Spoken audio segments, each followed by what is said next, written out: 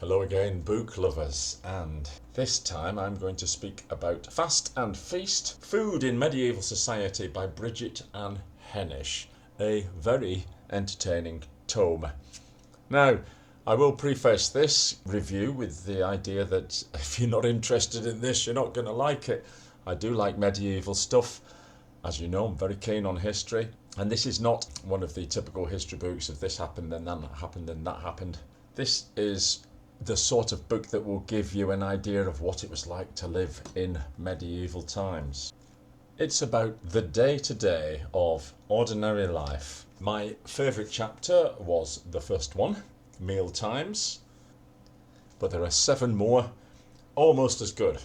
I would suggest if you're going to write a story set in medieval times, this would be a great book for background context. There's all kinds of things about how a medieval person would carry the knife with them, and the knife was used as a personal instrument with which you would pick out your meal from the communal bowl and prepare it yourself.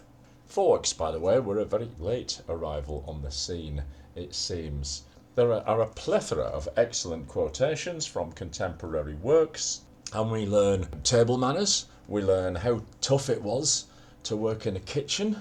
There is more background on the twisting and turning of the church as it tried to classify everything as a fish so it could be eaten during Lent, as the traditional fish dish was universally hated. So if an animal lived in the water like a beaver or an otter, or, and here's a nice catch-all, if it didn't actually walk on 4 legs, it could be considered an edible treat during these fast periods. And by the way, Fast and Feast, the title, does tell us about fasting, obviously. There are also some marvellous contemporary illustrations because, as Alice said in Wonderland, what use is a book without conversation or pictures?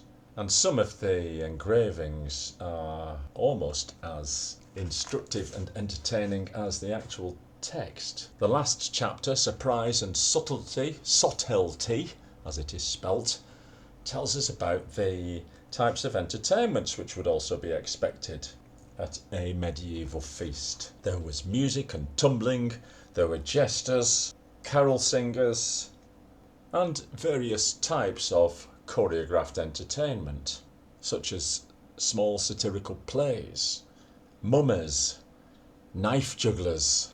These were all at feasts, of course, not at a normal household meal, although the book does stress that food was very often taken in company, perhaps much more so than today. In the middle part of the book we learn about ingredients and the actual cooking of the meals. One thing that surprised me here was the ubiquitous presence of almond milk, which I thought was pretty much a 20th century invention, yet it finds its way into many a medieval recipe. And of course, monastic life, how could there not be? Here I learned that a pittance is in fact a kind of grant given to the monastery so that they could eat rather more varied food than they otherwise would have. So the original meaning would be a kind of positive accessory rather than the modern meaning we have of not very much of something. To be paid a pittance, for example. There are the outlines of the rules of eating and how to break them, especially if you're rich, and some remarkable descriptions of jugs, plates, etc., many of which were very highly decorated and some of which were tricks, like the apparently empty jug that still pours water or milk. And then we have the tablecloth. There's all these kinds of things that you don't really think about, but they've all got a history. In fact, this book reminded me of another history of domestic items, An Intimate History of Your Home, by Lucy Worsley, which I would also recommend. Ms. Worsley's book is from around 2009, 2010, whereas Ms. Henisch, the one I have in my hands, went to print firstly in 1976 and is from the Pennsylvania State University Press. So you can tell it's going to be serious, but not too serious. In fact, it's wittily written. Was it a fast or a feast? It was definitely a feast.